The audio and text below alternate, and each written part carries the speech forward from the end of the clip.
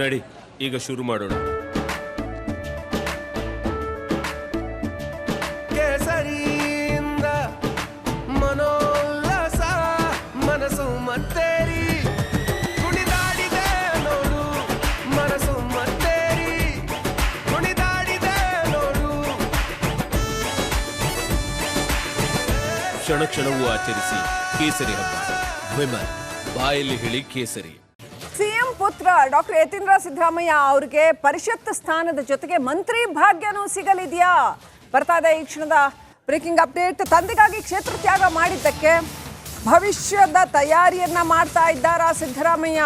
ಮಗನಿಗೆ ಮಂತ್ರಿಗಿರಿ ಭಾಗ್ಯ ಒದಗಿಸಿಕೊಡ್ತಾ ಇದ್ದಾರಾ? ಪರಿಷತ್ ಸದಸ್ಯನಾಗಿ ಸಚಿವ ಸ್ಥಾನವನ್ನು ಕೊಡಿಸೋದಕ್ಕೆ ಪ್ಲಾನ್ ಮಾಡಿದ್ದಾರಾ? ಹಾಗೆಯೇ ಮೈಸೂರು ಉಸ್ತುವಾರಿಯನ್ನ ಕೊಡಿಸುವ ತಂತ್ರದಲ್ಲಿ ಇದ್ದಾರಾ ಸಿಎಂ? ಈ ಹಿಂದೆ ವರ್ಣಾ ಕ್ಷೇತ್ರವನ್ನ ಡಾಕ್ಟರ್ ಯತೀಂದ್ರ ಬಿಟ್ಕೊಡ್ತಿದ್ರು ತಂದೆಗೋಸ್ಕರ. ಅನಂತರ ಕಾಂಗ್ರೆಸ್ನಲ್ಲಿ ಇನ್ನೋರ್ವ ಮುಖಂಡ ಮಲ್ಲಿಕಾರ್ಜುನ್ ಖರ್ಗೆ ಹೇಗೆ ಅವರ ಮಗನಿಗೆ MLC ಸ್ಥಾನ ಕೊಡಿಸಿ ಅನಂತರ ಅವ್ರಿಗೆ ಮಿನಿಸ್ಟರ್ಗಿರಿ ಕೊಡಿಸಿದ್ರು, ಅದೇ ರೀತಿಯಲ್ಲಿ ಸಿದ್ದರಾಮಯ್ಯ ತಮ್ಮ ಮಗನಿಗೂ ಕೂಡ ಮಿನಿಸ್ಟರ್ಶಿಪ್ ಕೊಡಿಸ್ತಾರಾ ಅನ್ನುವಂಥ ಮಾತು. MLC ಮಾಡಿ ಸಚಿವ ಸ್ಥಾನ ಕೊಡಿಸ್ತಾರೆ, ಮೈಸೂರಿಗೆ ಉಸ್ತುವಾರಿ ಮಂತ್ರಿಯನ್ನಾಗಿ ಮಾಡ್ತಾರೆ ಅಂತ ಹೇಳಲಾಗ್ತಾ ಇದೆ. ಇನ್ನು ಏನೆಲ್ಲ ನಡೆಯುತ್ತೆ ಅನ್ನೋದನ್ನ ಕಾದು ನೋಡಬೇಕಾಗಿದೆ.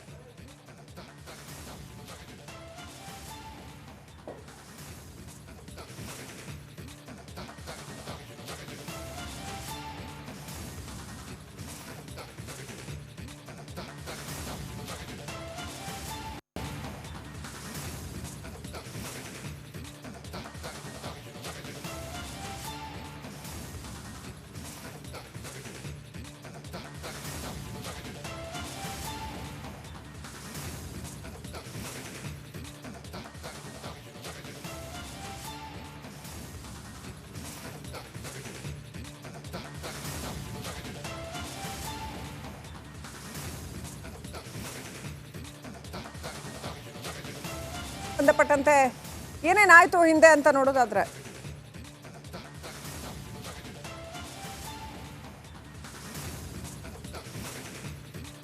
ರೈಟ್, ಮಲ್ಲಿಕಾರ್ಜುನ ಖರ್ಗೆ ಅವರ ಮಗನಿಗೆ ಸಚಿವ ಸ್ಥಾನ ಯಾವ ರೀತಿನಲ್ಲಿ ಬಂತೋ ಅದೇ ರೀತಿನಲ್ಲಿ ಯತೀಂದ್ರ ಸಿದ್ದರಾಮಯ್ಯ ಅವರನ್ನು ಲಾಂಚ್ ಮಾಡಬೇಕು ಅಂತ ಸಿದ್ದರಾಮಯ್ಯ ಪ್ಲಾನ್ ಮಾಡಿದಾರ. ಹಾಗಾದ್ರೆ ಯಾಕಂತಂದ್ರೆ ಮೈಸೂರಲ್ಲಿ ಸಿದ್ದರಾಮಯ್ಯ ಅವ್ರಿಗೆ ಅವರ ಹೋಲ್ಡ್ ಕಾಪಾಡ್ಕೊಳ್ಳೋದು ಬಹಳ ಬಹಳ ಮುಖ್ಯ ಆಗುತ್ತೆ. ಯತೀಂದ್ರ ಸಿದ್ದರಾಮಯ್ಯ ಅವ್ರನ್ನ ರಾಜಕೀಯವಾಗಿ ಅವರ ಭವಿಷ್ಯವನ್ನ ಸುಭದ್ರಗೊಳಿಸೋದು ಕೂಡ ಬಹಳ ಮುಖ್ಯ ಆಗುತ್ತೆ. ಹಾಗೇನೆ ಮೈಸೂರು ಉಸ್ತುವಾರಿ ಯತೀಂದ್ರಗೆ ಕೊಡೋದಕ್ಕೆ ರಣತಂತ್ರ ಹೆಣೆದಿದ್ದಾರೆ ಅಂತ. ತಮ್ಮ ಹಿಡಿತವನ್ನ ಮೈಸೂರು ಮೇಲೆ ಯಾವತ್ತೂ ಬಿಟ್ಕೊಡದೆ ಇರೋದಕ್ಕೆ ಒಂದು ರಣತಂತ್ರ ಅಂತಾನೆ ಹೇಳಬೇಕು. ವಿಧಾನಸಭಾ ಚುನಾವಣೆಯಲ್ಲಿ ಹಿಂದೆ ಯತೀಂದ್ರ ತಂದೆಗಾಗಿ ತ್ಯಾಗ ಮಾಡಿದ್ರು. ಆ ಸಂದರ್ಭದಲ್ಲಿ ಹಾಗಾದ್ರೆ ಯತೀಂದ್ರ ರಾಜಕೀಯದಲ್ಲಿ ಮುಂದುವರಿತಾರೋ ಇಲ್ವೋ ಅನ್ನೋಂಥ ಪ್ರಶ್ನೆ ಮೂಡಿತ್ತು. ಈಗ ತಂದೆಗೆ ಹಿಂದೆ ಅವರು ವರ್ಣಾ ಕ್ಷೇತ್ರವನ್ನ ಬಿಟ್ಕೊಟ್ಟಿದ್ದಕ್ಕೆ ಈಗ ಅವ್ರಿಗೆ ಏನು ತೋಫಾ ಸಿಗ್ತಾ ಇದೆಯಾ ತಂದೆ ಕಡೆಯಿಂದ? ಇವರೆಲ್ಲರೂ ಕೂಡ ನೋಡಿ ಕುಟುಂಬ ರಾಜಕಾರಣದ ಬಗ್ಗೆ ಮಾತನಾಡ್ತಾರೆ.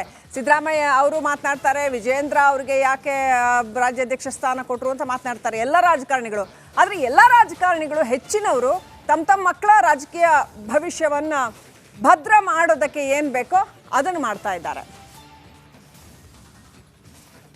ರೈಟ್, ನೋಡ್ತಾ ಇದ್ದೀವಿ MLC ಮಾಡಿ ಸಚಿವ ಸ್ಥಾನ ಕೊಡೋ ಅಂತ ಒಂದು ಪ್ಲಾನ್. ಹಾಗಾದ್ರೆ ಮೈಸೂರು ಭಾಗದಲ್ಲಿ ಯತೀಂದ್ರ ಸಿದ್ದರಾಮಯ್ಯ ಅವ್ರನ್ನ ಒಂದು ದೊಡ್ಡ ನಾಯಕನನ್ನಾಗಿ ಬೆಳೆಸೋಂಥ ಎಲ್ಲ ಪ್ಲಾನ್ ನಡೀತಾ ಇದೆ ಅಂತ ಹೇಳಲಾಗ್ತಾ ಇದೆ. ಆದರೆ ಈ ಸರಿ ಲೋಕಸಭಾ ಚುನಾವಣೆಯಲ್ಲಿ ಹಿಂದೆ ಸಿದ್ದರಾಮಯ್ಯನವ್ರು ಹೇಳ್ದಂಗೆ ವರ್ಣಾ ಕ್ಷೇತ್ರದಲ್ಲಿ ಎಷ್ಟರ ಮಟ್ಟಿಗೆ ಅವ್ರಿಗೆ ವೋಟ್ ಬರುತ್ತೆ ಅನ್ನೋದ್ರ ಮೇಲೆ ಸಿದ್ದರಾಮಯ್ಯನವರ ಕುರ್ಚಿ ಅಲ್ಲಾಡ್ತಾ ಇದೆಯಾ ಅನ್ನೋಂಥ ಒಂದು ಪ್ರಶ್ನೆ ಇತ್ತು. ಈಗ ಮೈಸೂರು ಕ್ಷೇತ್ರದ ಮೇಲೆ ತಮ್ಮ ಹೋಲ್ಡನ್ನು ಗಟ್ಟಿಯಾಗಿ ಹಿಡ್ಕೊಳ್ಳೋದಕ್ಕೆ ಇಂಥದ್ದೊಂದು ರಣತಂತ್ರವನ್ನು ಹೆಣಿತಾ ಇದ್ದಾರಾ ಸಿದ್ದರಾಮಯ್ಯ?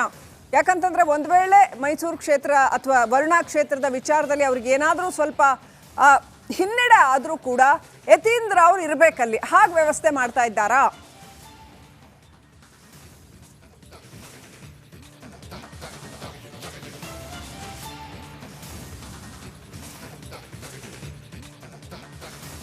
ಸಹಜವಾಗಿ ಸಿಎಂ ಸಿದ್ದರಾಮಯ್ಯನವರಿಗೆ ಪುತ್ರನ ರಾಜಕೀಯ ಭವಿಷ್ಯದ ಚಿಂತೆ ಕಾಡ್ತಾ ಇದೆ. ತಮಗಾಗಿ ಕ್ಷೇತ್ರ ತ್ಯಾಗ ಮಾಡಿದ್ದಾರೆ, ಮುಂದೆ ಯಾವ ರೀತಿ ಅವರ ರಾಜಕೀಯ ಭವಿಷ್ಯ ನಿರ್ಮಾಣ ಮಾಡಬೇಕು ಅನ್ನೋ ರೀತಿಯಲ್ಲೇ ಚಿಂತನೆಗಳಾಗ್ತಾ ಇದೆ. ಹಾಗಾಗಿ ಪರಿಷತ್ ಸ್ಥಾನದ ಜೊತೆಗೆ ಅವರಿಗೆ ಮಂತ್ರಿಗಿರಿ ಕೂಡ ಸಿಗುತ್ತೆ ಅಂತ ಹೇಳಲಾಗ್ತಾ ಇದೆ. ಈಗ ಡಾಕ್ಟರ್ ಯತೀಂದ್ರ ಅವರಿಗೆ ವಿಧಾನ ಪರಿಷತ್ ಸ್ಥಾನ ಫಿಕ್ಸ್ ಆಗಿದೆಯಾ? ಹೈಕಮಾಂಡ್ನವರೇ MLC ಮಾಡ್ತೀನಿ ಅಂದಿದ್ರು. ಪುತ್ರನನ್ನ MLC ಮಾಡುವ ಬಗ್ಗೆ ಸಿಎಂ ಪ್ರತಿಕ್ರಿಯೆ ಕೊಟ್ಟಿದ್ದಾರೆ. ಹೈಕಮಾಂಡ್ ನಾಯಕರೇ ಭರವಸೆ ಕೊಟ್ಟಿದ್ದಾರೆ. ಏನು ಮಾಡ್ತಾರೋ ಗೊತ್ತಿಲ್ಲ ಅಂತ ಸಿದ್ದರಾಮಯ್ಯನವರು ರಿಯಾಕ್ಷನ್ ಕೊಟ್ಟಿದ್ದಾರೆ. ಹೈಕಮಾಂಡ್ನವರೇ ಅದು ಅವ್ರಿಗೆ ಮಾಡ್ತೀವಿ ಮುಂದೆ MLC ಮಾಡ್ತೀವಿ ಅಂತ ಹೇಳಿದ್ರು. ಏನ್ ಮಾಡ್ತಾರೆ ಅಂತ ಗೊತ್ತಿಲ್ಲ.